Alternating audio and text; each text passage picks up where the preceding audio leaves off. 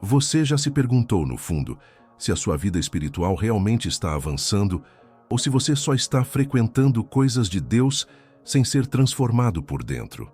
Talvez essa pergunta tenha passado pela sua cabeça em uma noite cansada, enquanto o travesseiro parecia guardar mais dúvidas do que descanso. Talvez tenha vindo no meio do dia, quando você se pegou fazendo o mesmo gesto de sempre: abrir a Bíblia por obrigação, orar com palavras repetidas, ir ao culto no domingo, e mesmo assim sentiu um vazio, uma sensação de que algo no seu interior continua frágil. Pense comigo no cenário comum. A rotina corre, o trabalho demanda, as contas apertam e o cansaço pesa no corpo e na alma. Aí vêm as lutas internas, desejos que você deseja não ter, recordações de queda que te envergonham, aquela voz que gosta de lembrar os seus erros. Por fora, você mantém práticas, está presente na igreja, participa de um grupo, recita orações, cumpre leituras. Mas por dentro persiste uma sensação de instabilidade, culpa que não some, fraqueza que volta a qualquer momento, uma fé que muitas vezes parece depender mais de emoções passageiras do que de raízes firmes. Como saber se aquilo que você tem feito realmente fortalece o seu espírito? Existe uma forma clara de distinguir entre religiosidade de aparência e uma vida que está, de fato, sendo transformada? Essas perguntas merecem mais do que respostas superficiais.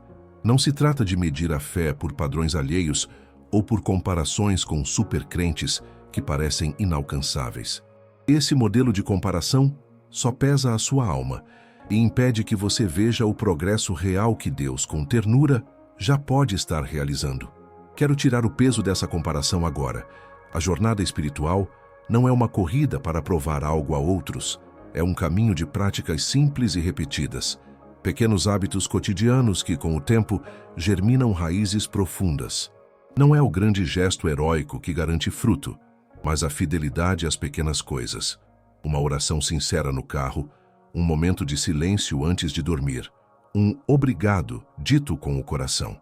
Essas práticas vão se tornando tão naturais que aos poucos ficam evidentes na maneira como você reage às dificuldades, na forma como você ama, perdoa e permanece firme. Imagine a sua alma como um jardim. No começo talvez pareça um terreno áspero, algumas ervas daninhas, pouco crescimento, fácil de secar com qualquer vento. As 7 práticas que vamos tratar ao longo deste vídeo são como gotas de água, raios de sol e a poda amorosa. Às vezes, imperceptíveis no dia a dia, mas fundamentais. Uma gota aqui, um raio acolá, e as raízes começam a descer. A poda pode doer no momento, mas ela impede que galhos mortos roubem a força das partes vivas. Com o tempo, aquele jardim revela não apenas folhas verdes, mas frutos que resistem às tempestades. Existe um segredo que quero compartilhar com você. Muitas práticas espirituais são ao mesmo tempo simples e poderosas.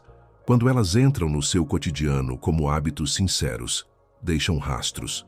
Não são rastros em forma de performance para exibir aos outros, mas sinais concretos que mostram que a sua vida espiritual está sendo fortalecida. São mudanças sutis, uma paz que aparece no meio do caos, uma atitude diferente diante de uma ofensa, uma sensibilidade nova para perceber as necessidades dos outros. Esses sinais são evidências de que Deus está trabalhando internamente, fazendo o invisível tornar-se visível aos olhos do coração. Hoje o foco será exatamente esse: sinais de que você tem realizado 7 práticas que fortalecem a vida espiritual. E talvez, ao ouvir isso, você descubra que Deus já está fazendo mais em você do que você enxerga. Vou apresentar não só os nomes dessas práticas: oração, palavra, jejum, gratidão, comunhão, serviço e generosidade e testemunho, mas também os sinais concretos que acompanham cada uma delas. Não é apenas uma lista de coisas para fazer. É um mapa para reconhecer o que já está vivo na sua jornada e o que merece mais atenção.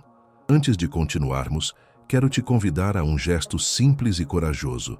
Escreva agora nos comentários a frase "Quero crescer mais" e a cidade de onde você está assistindo. É um pequeno ato de humildade que diz: Senhor, eu quero uma fé viva, não só uma religião de aparência. Ao comentar, Você está se colocando diante de Deus e também se conectando com uma família maior. Existem milhares de pessoas em diferentes cidades que lutam com as mesmas perguntas, que sentem o mesmo cansaço e a mesma necessidade de cuidado. Compartilhar isso é pedir ajuda ao céu e estender a mão para irmãos e irmãs que precisam caminhar junto. Depois de escrever, respire fundo.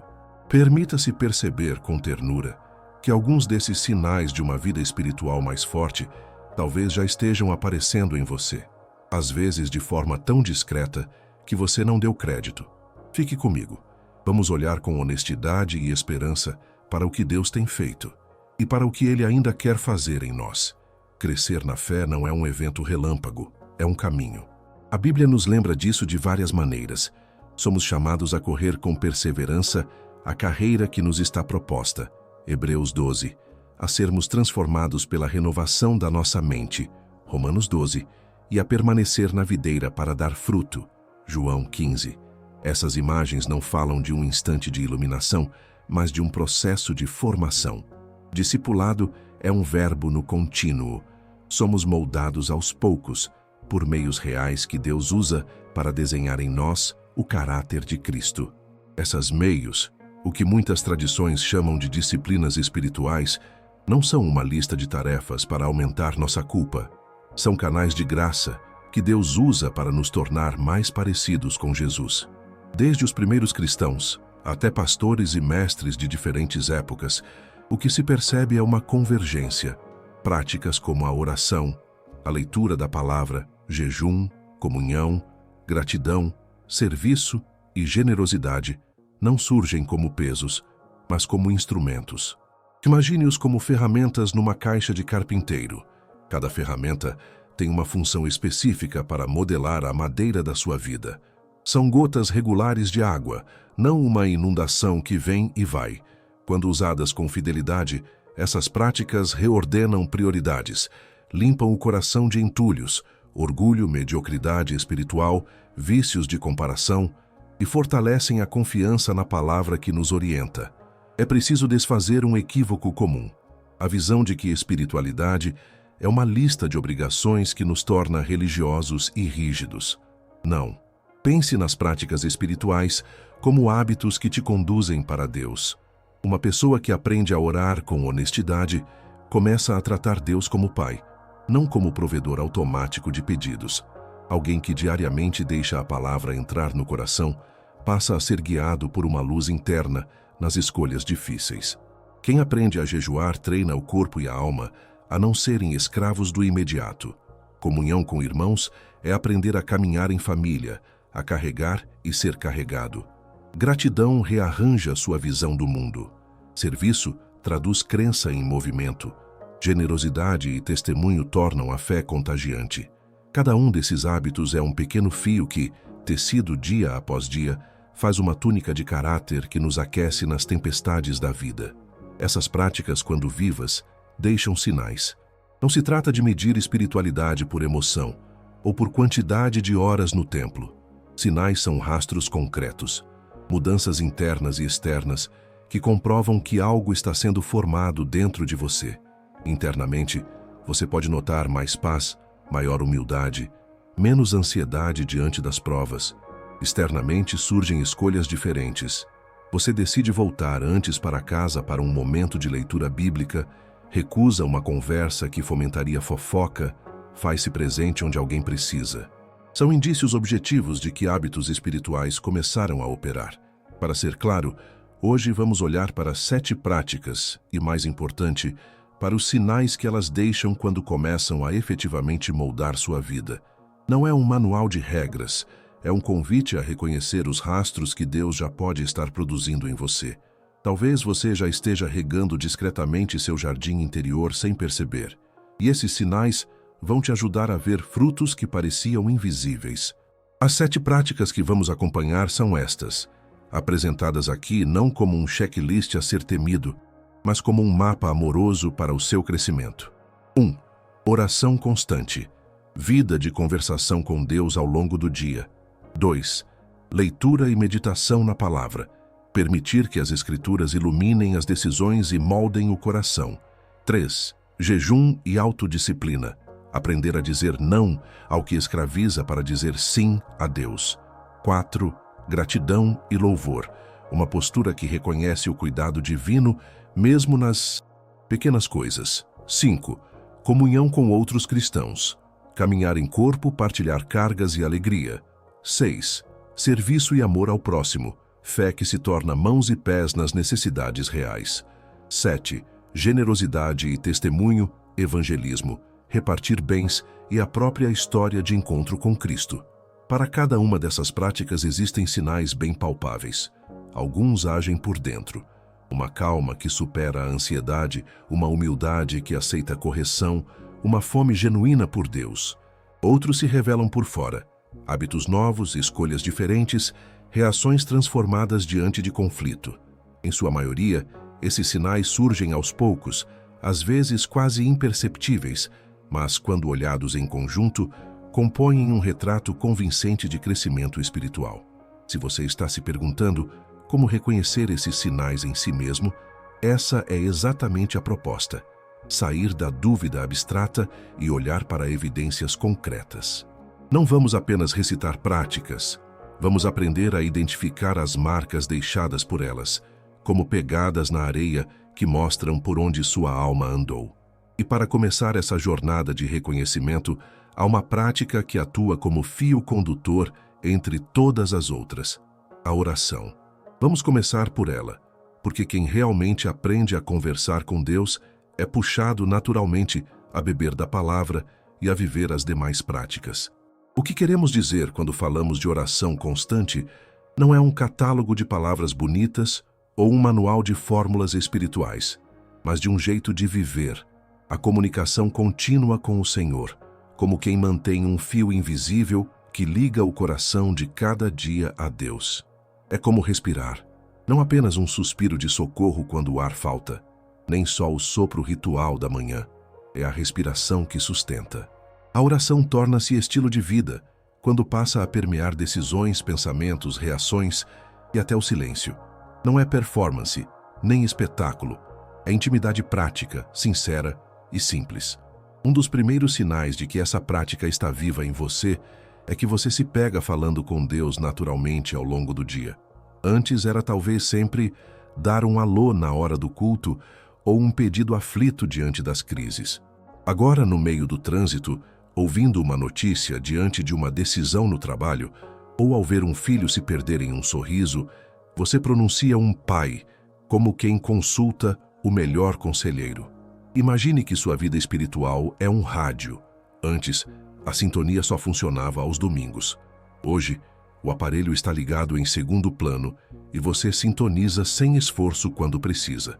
Esse falar espontâneo transforma pequenos gestos em momentos de dependência saudável, um suspiro de gratidão ao pegar um café, uma confissão rápida quando se nota uma reação impaciente, um pedido de sabedoria antes de enviar uma mensagem importante. Quando Deus deixa de ser personagem de um ritual e passa a ser presença acessível no corre-corre, isso é sinal de uma oração que deixa de ser opção e vira maneira de ser. O segundo sinal aparece no conteúdo dessa conversa. A oração deixa de ser apenas uma lista de pedidos e vira um diálogo mais rico. A gratidão, a confissão, a adoração. Você não abre a boca só para enumerar necessidades.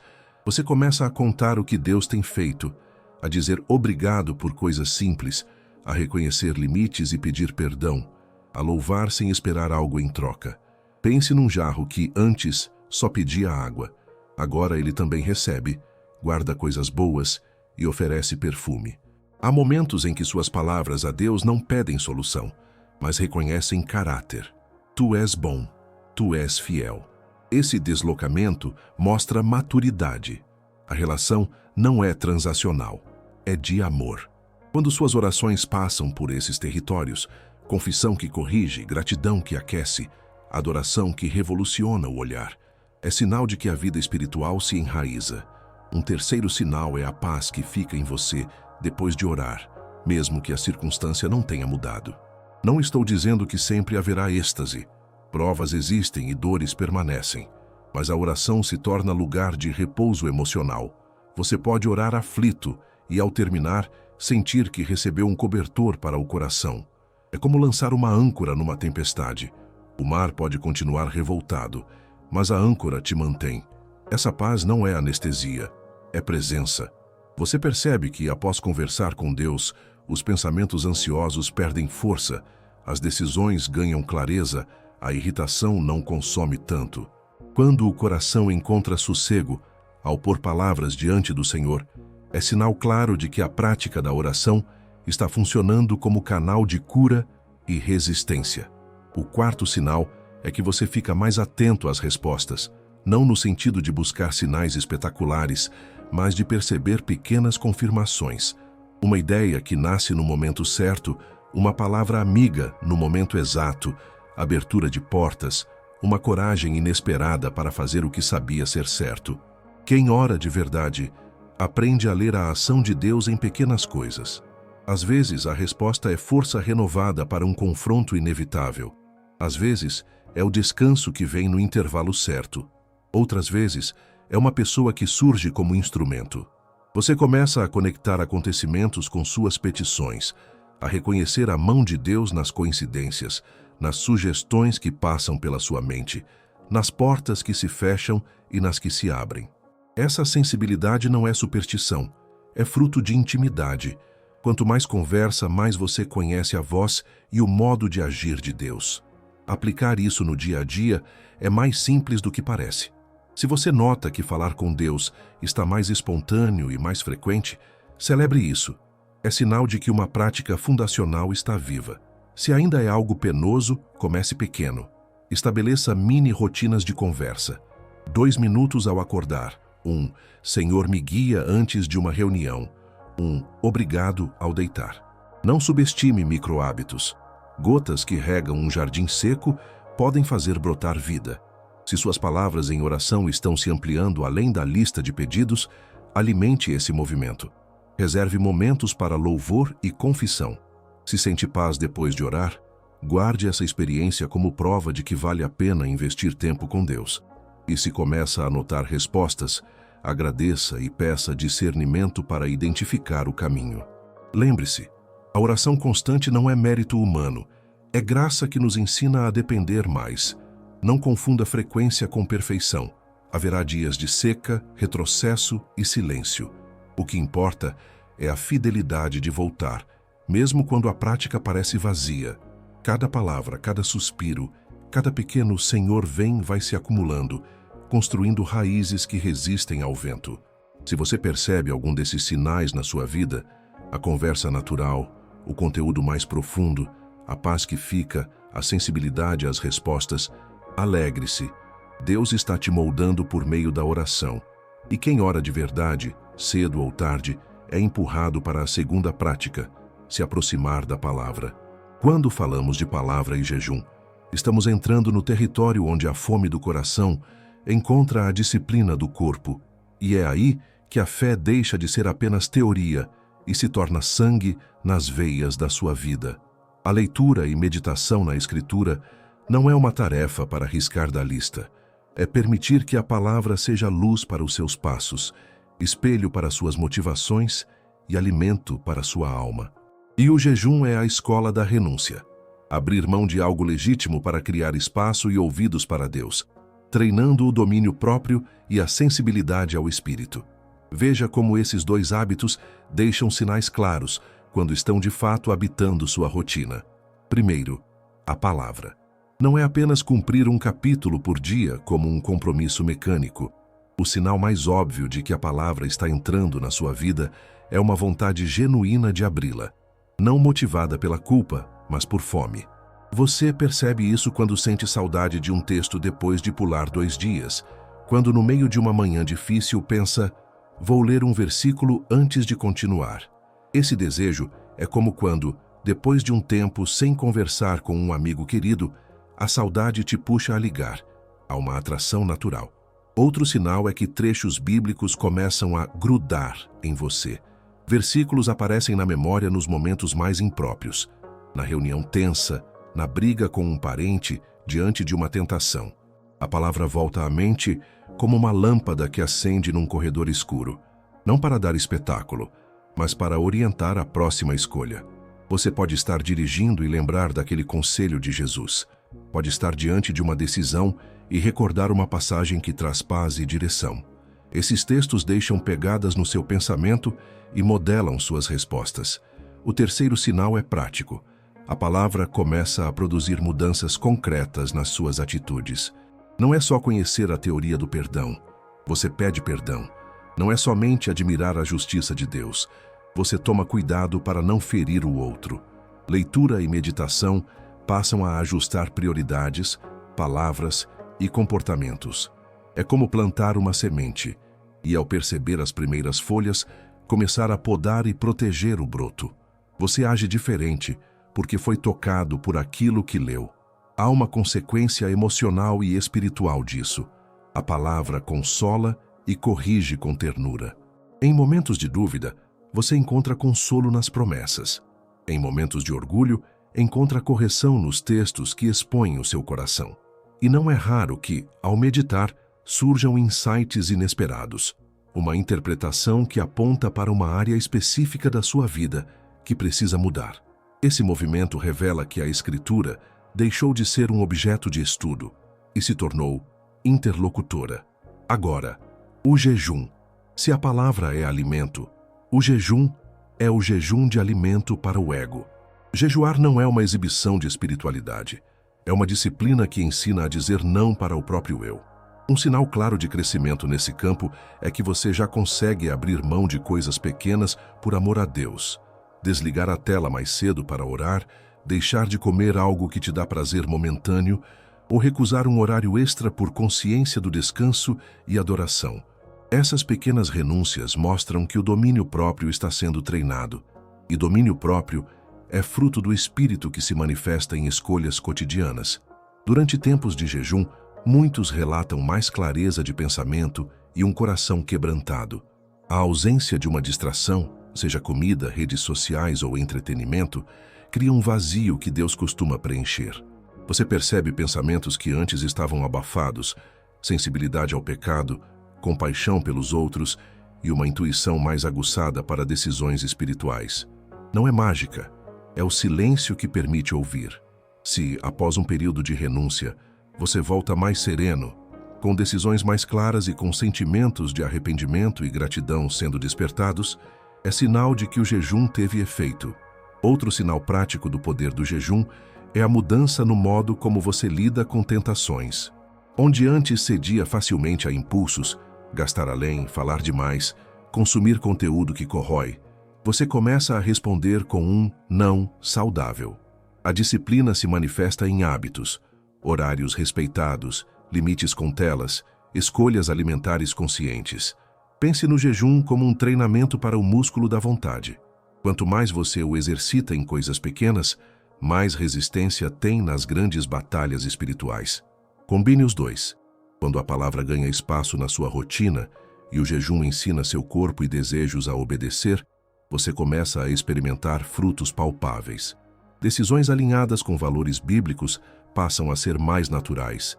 A consciência fica mais aguçada para o que agrada a Deus.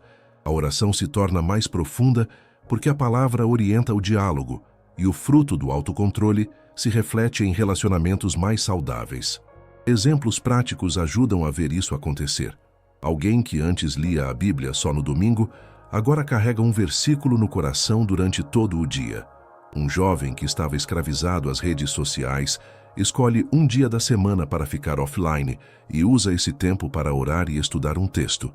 Uma mãe que abre mão de um programa de TV para participar de um grupo de estudo bíblico e, assim, testemunha mudança na sua casa. São sinais pequenos, mas consistentes, que apontam a direção do crescimento espiritual. Se você nota que a Bíblia está ganhando espaço na sua rotina e que você está aprendendo a dizer não a si mesmo por causa de Deus, seja com a comida, com o tempo ou com os impulsos, estes são sinais fortes de duas práticas que deixam o espírito mais robusto. Quem se alimenta da palavra e aprende a se disciplinar, começa a enxergar um outro movimento. O coração vai se enchendo de gratidão e louvor. Gratidão não é um slogan de autoajuda, nem um esforço forçado para achar algo bom em toda situação.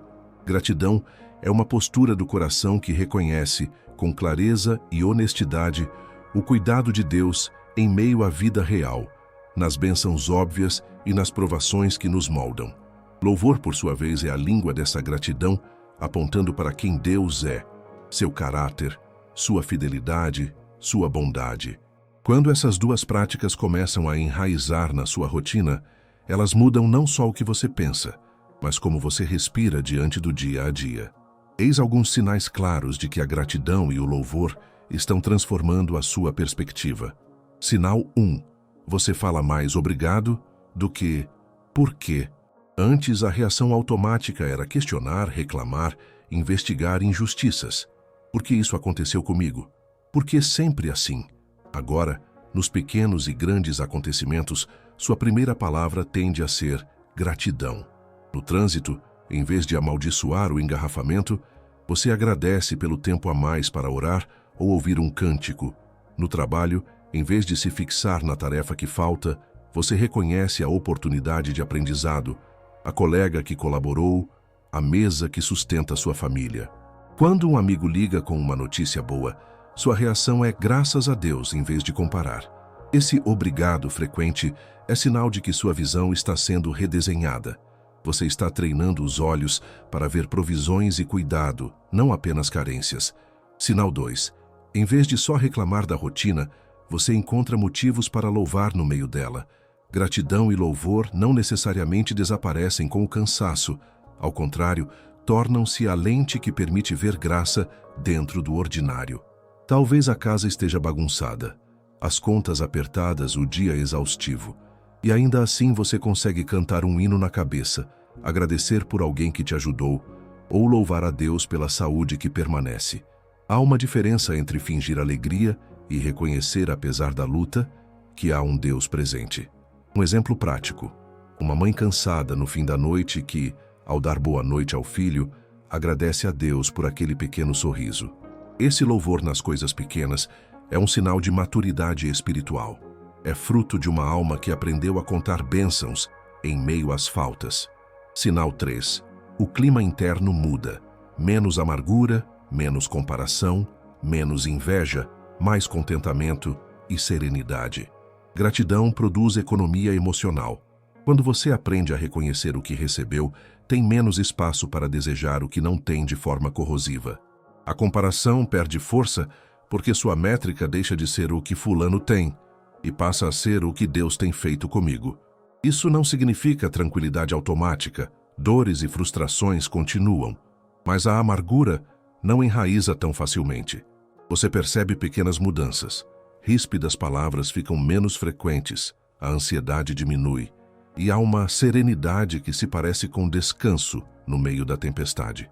É como um jardim onde, ao regar as plantas certas, gratidão, as ervas daninhas, ressentimento, inveja, não tomam tanto espaço. Sinal 4. Seus momentos de louvor se tornam mais verdadeiros, menos mecânicos. Você sente que está falando com alguém real.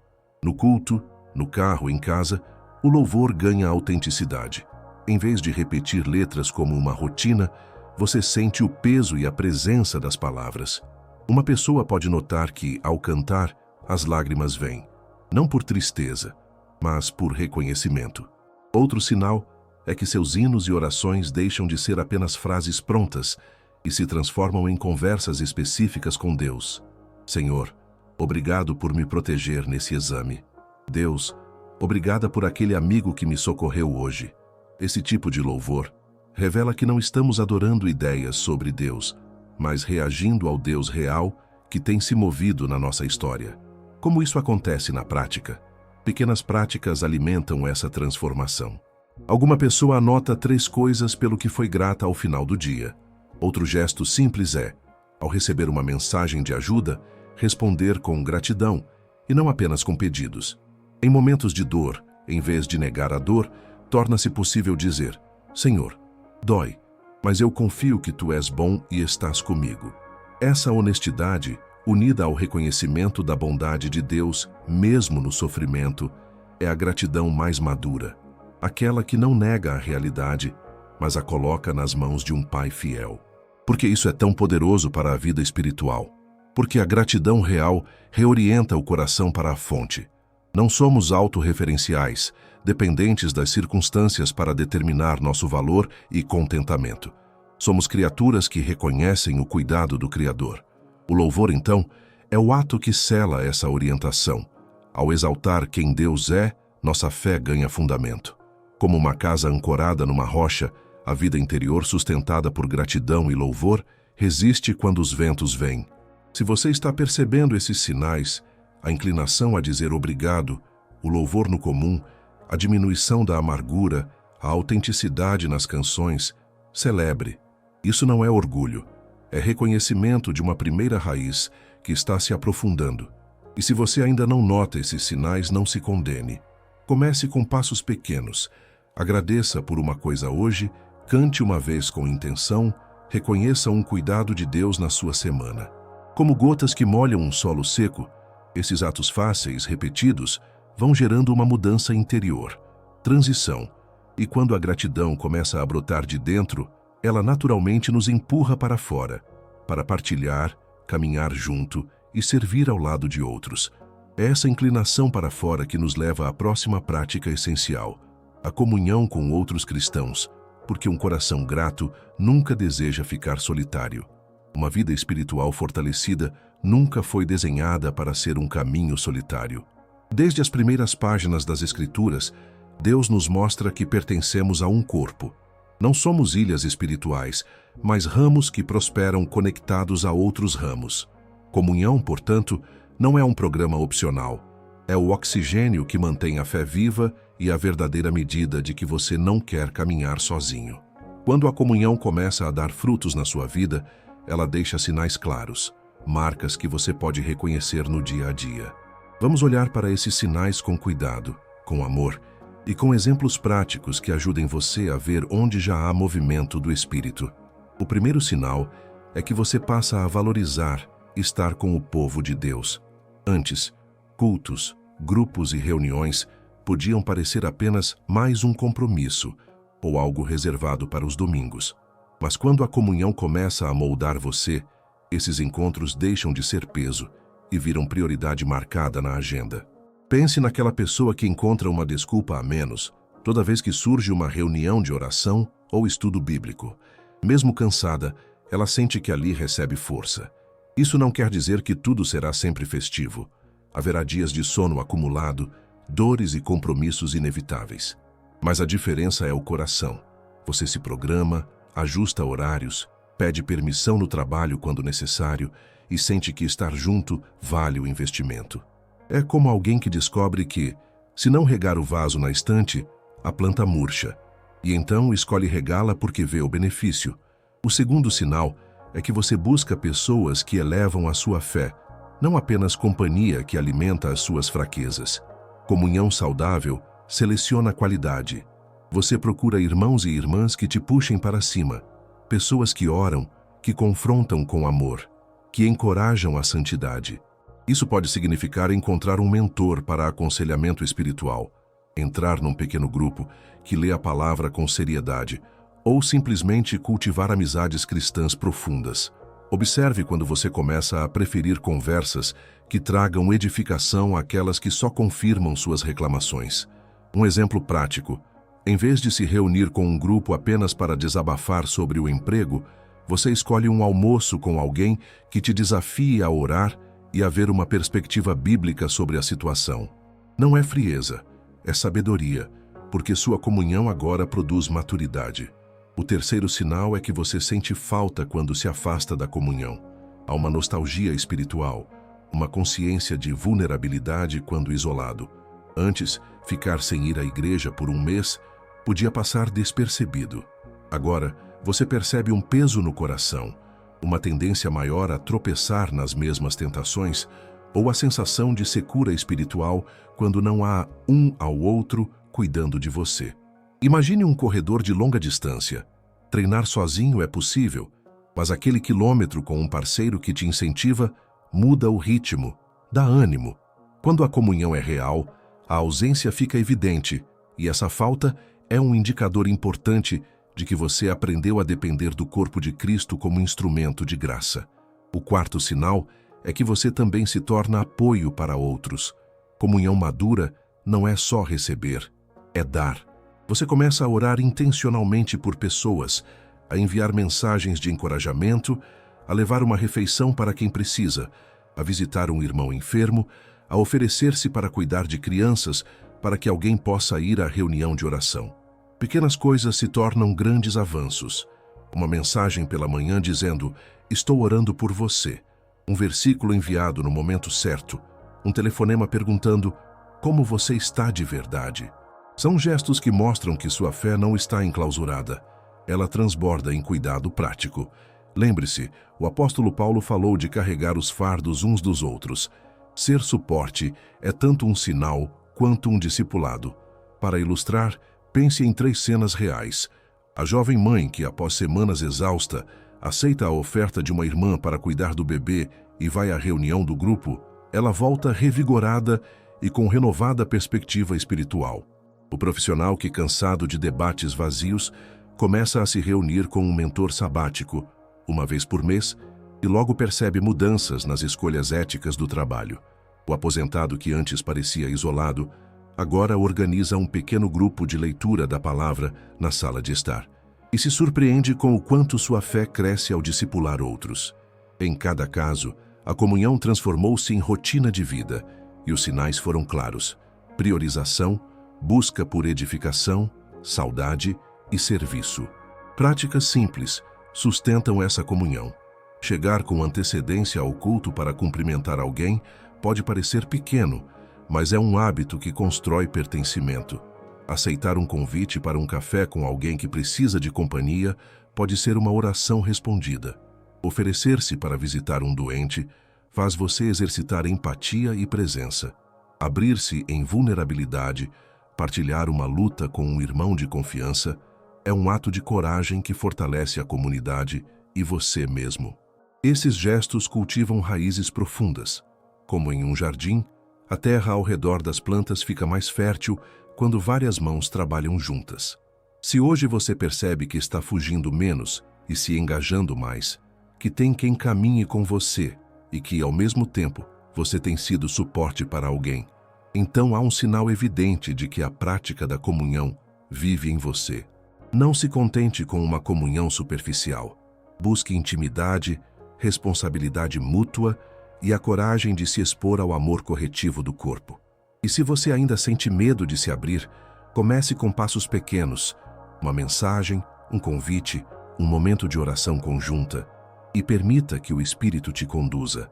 À medida que você não só recebe, como também dá, a sua fé se enraiza, e essas raízes, alimentadas em comunidade, te preparam para o próximo movimento natural da vida cristã: servir.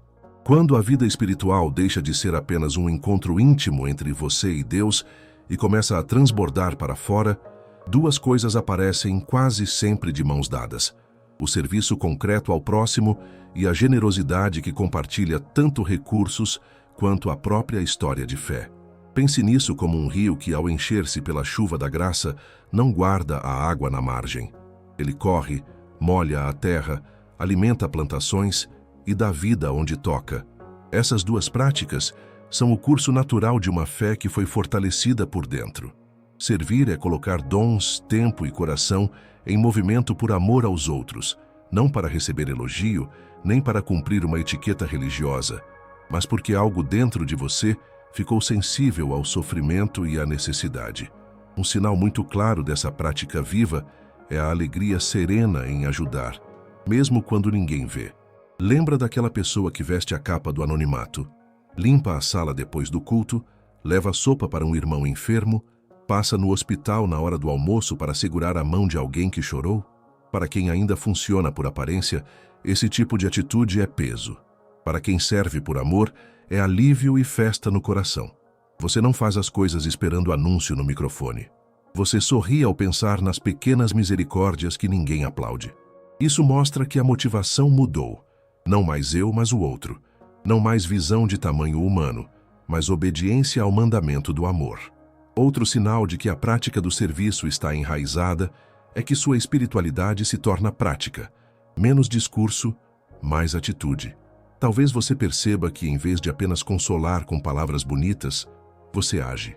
Você convida o amigo que está só para tomar um café. Você abre mão do seu conforto para estar presente no enterro de alguém. Você prefere ouvir antes de oferecer solução. Essas atitudes revelam uma fé que não se contenta com teorias. Ela se manifesta em mãos que acalentam, pés que vão e braços que carregam. É a fé que João descreve. Se alguém tem amor, que isto se veja nas obras. Quando suas convicções começam a provocar decisões do cotidiano, escolher doar tempo em vez de reclamar de falta de tempo, está claro que o Espírito está formando em você um coração semelhante ao de Cristo. Generosidade e testemunho são o segundo polo desse mover. Generosidade é mais do que dinheiro, é desprendimento. Um sinal concreto é que você se torna mais livre para repartir. A oferta deixa de ser cálculo e vira celebração. Imagine alguém que no momento do dízimo sente uma paz e uma alegria diferentes, ou que ao ver uma família em apuros não calcula retorno, apenas dá. Esse impulso não surge de uma mentalidade caridosa superficial, mas de uma certeza interior. Tudo o que tenho é dom de Deus e, portanto, precisa fluir. Generosidade transforma prioridades. Menos acúmulo, mais distribuição. Pequenas renúncias. Abdicar de um jantar caro para ajudar um projeto social, trocar horas de lazer por voluntariado, mostram que suas raízes estão mais profundas do que o desejo de conforto pessoal. O testemunho, por sua vez, é a generosidade da palavra. Um sinal inconfundível é a vontade natural de falar sobre Jesus, não como trunfo teológico, mas como bálsamo que você deseja oferecer.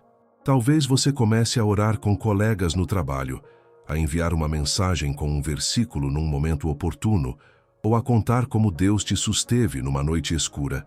Não é um roteiro ensaiado, é uma história pessoal que brota do coração e encontra portas. Outro indicador é a oração por oportunidades. Você ora para que o Senhor te dê sabedoria e coragem para semear. Quando a fé cresce, o testemunho deixa de ser uma obrigação moral e vira um desejo. Que outros também conheçam a vida que te transformou. Há sinais emocionais e práticos que normalmente andam juntos. Do ponto de vista interior, você nota menos egoísmo e mais compaixão. Existe uma satisfação espiritual ao ver outra pessoa bem. Do lado externo, há gestos visíveis. Você se envolve em ministérios, registra o sorriso de alguém que foi ajudado por sua presença, convida pessoas para eventos de fé sem vergonha. Essas evidências não são para a ostentação, vão mais para a consistência. Quem serve e dá com alegria tende a manter essas atitudes mesmo quando o reconhecimento não vem. Para ilustrar, pense em duas pessoas com a mesma Bíblia e a mesma frequência de culto. A primeira fala muito sobre o amor de Deus, mas sua agenda está cheia de eu e a casa, de acúmulo. A segunda, depois de meses de oração, começa a levantar cedo para levar marmitas aos desabrigados. Doa parte do salário e, quando encontra um colega desanimado, conta brevemente como um versículo tem sustentado sua esperança. A diferença entre ambas não é teoria, é fruto. A segunda pessoa deixou que a graça a movesse para fora dos próprios limites. Esse movimento revela que a vida espiritual não é um tesouro guardado, mas uma chama que naturalmente aquece quem está ao redor. Uma prática importante aqui é começar pequeno. Servir não exige grande projeto imediato. Começa com disposição para estar disponível. Generosidade não precisa ser gesto grandioso.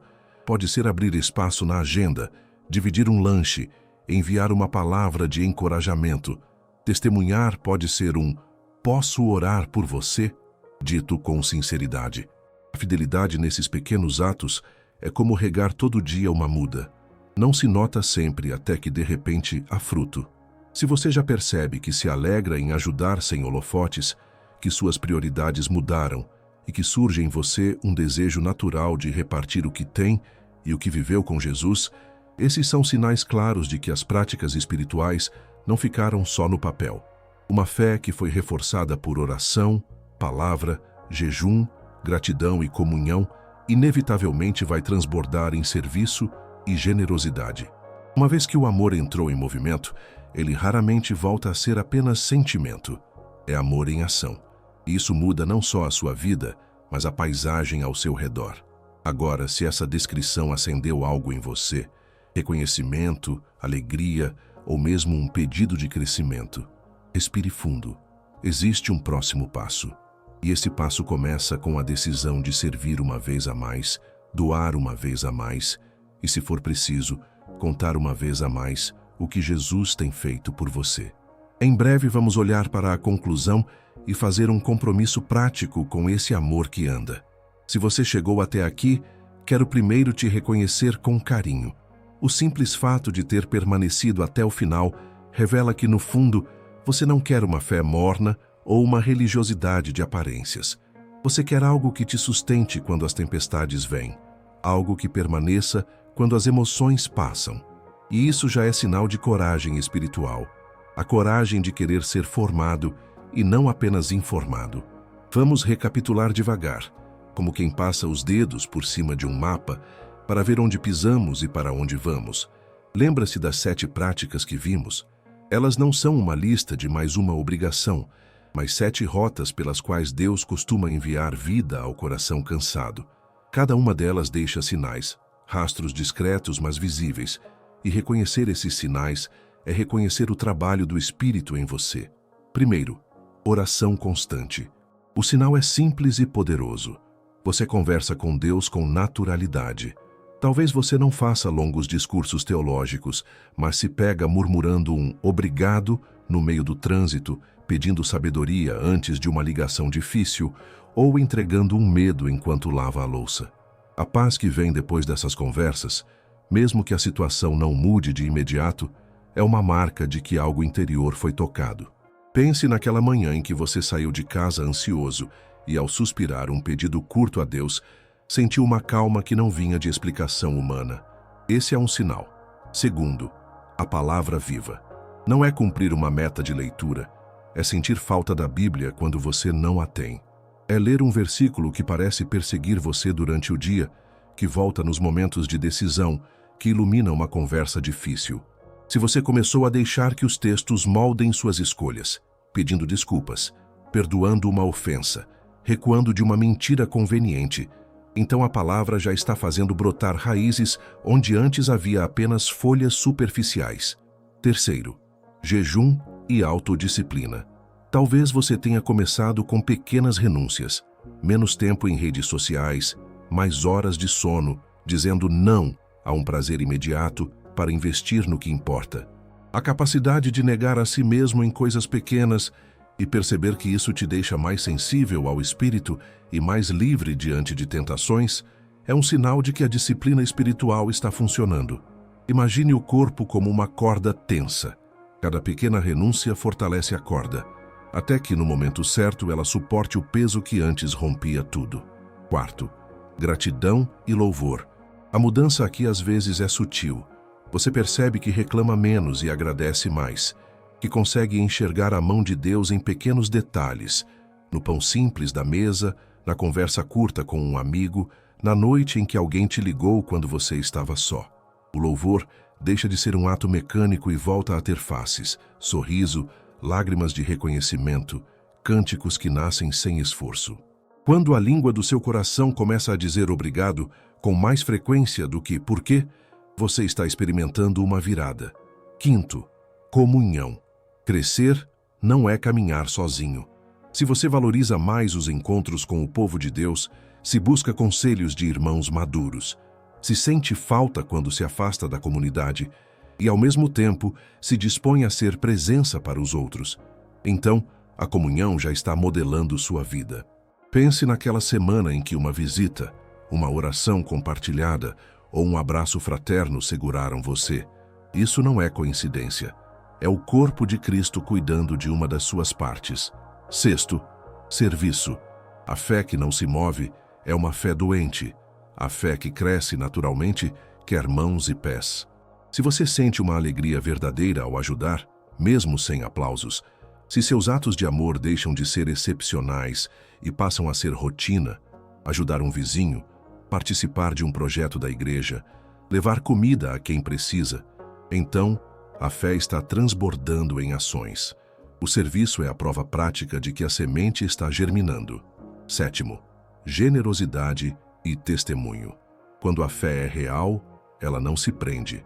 Você começa a repartir o que tem: tempo, recursos, palavras sobre Jesus. Não porque julga ser superior, mas porque experimentou graça e quer que outros também conheçam essa fonte. Talvez hoje você já tenha deixado de calcular cada centavo e ofertou com alegria. Talvez já tenha compartilhado sua história simples com alguém, sem medo de ser ridículo. Esses são sinais de uma fé que se espalha. Agora, quero te elogiar pela postura que te trouxe até aqui. Você faz parte de uma minoria preciosa, não daqueles que acumula conhecimento religioso, mas daqueles que desejam sinais concretos de transformação.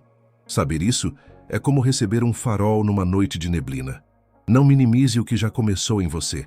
Muitas vezes o crescimento é lento e silencioso, raízes que se aprofundam invisíveis aos olhos, mas as consequências virão. Atitudes diferentes em decisões importantes, relacionamentos curados, uma paz que não depende do resultado das lutas. Chegou a hora de um apelo prático. Peço que agora, em oração, identifique 2 coisas. 1.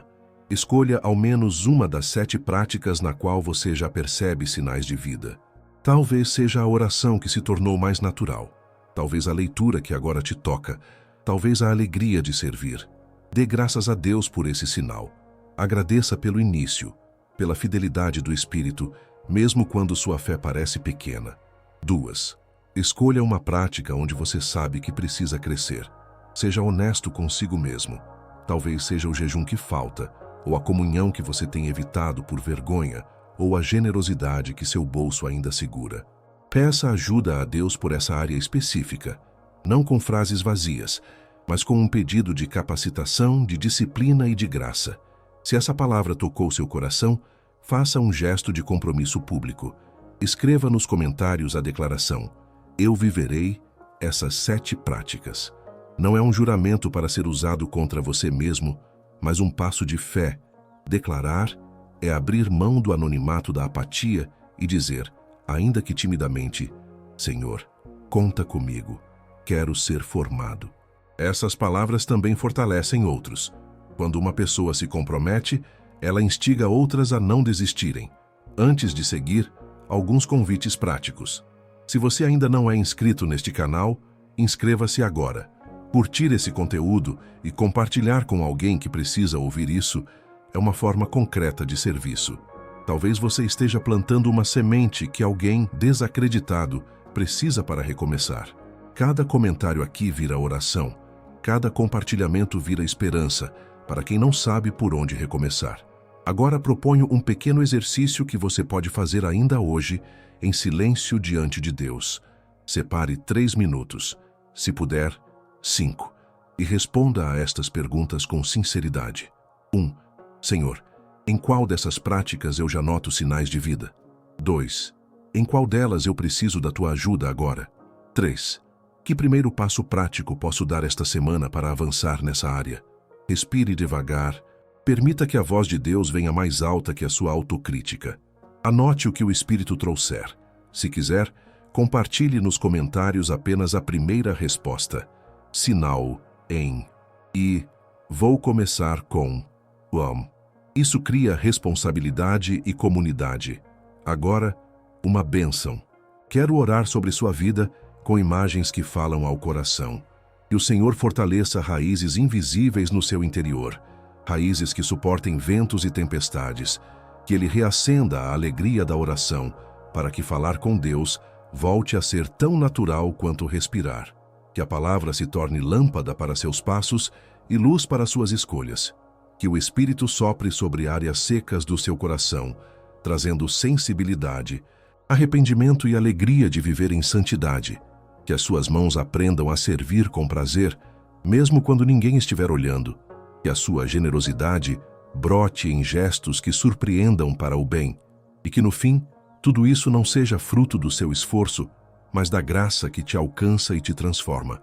Imagine sua vida como um jardim que agora recebe gotas constantes de água. Nem toda chuva é estrondosa. Muitas são chuviscos gentis repetidos, que fazem a terra, dia após dia, acolher sementes e permitir que raízes se aprofundem. Talvez daqui a alguns meses, quando você olhar para trás, não verá um evento espetacular que mudou tudo. Vai perceber que foi a sequência de pequenas práticas fiéis, 7 práticas evidentes, que somadas te moldaram. Sua fé não será mais uma emoção volúvel, mas uma âncora para você e, por consequência, uma âncora para muitos ao seu redor. Termino com um convite de esperança. Não desanime com as falhas. O caminho do discipulado é cheio de tropeços. O importante é a direção. Volte, levante-se, peça perdão, peça ajuda e continue. Deus não se impressiona com a sua velocidade. Ele se compraz com a sua fidelidade. E lembre-se, você não está sozinho. Aqui, nesta comunidade, estamos caminhando juntos, uns orando pelos outros, apoiando-nos, estimulando-nos ao amor e às boas obras. Que a paz de Deus guarde seu coração, enquanto você toma um passo concreto hoje. Escreva nos comentários: eu viverei essas 7 práticas, se esse é o seu desejo agora. E se puder, compartilhe esse vídeo com alguém que precisa ouvir que Deus já começou a trabalhar entre as rachaduras do seu dia a dia. Vamos juntos, um pequeno hábito de cada vez, deixar que Ele faça de nós um jardim fértil, onde a fé frutifique, não para nossa vanglória, mas para a glória daquele que nos chamou para a vida em abundância. Amém.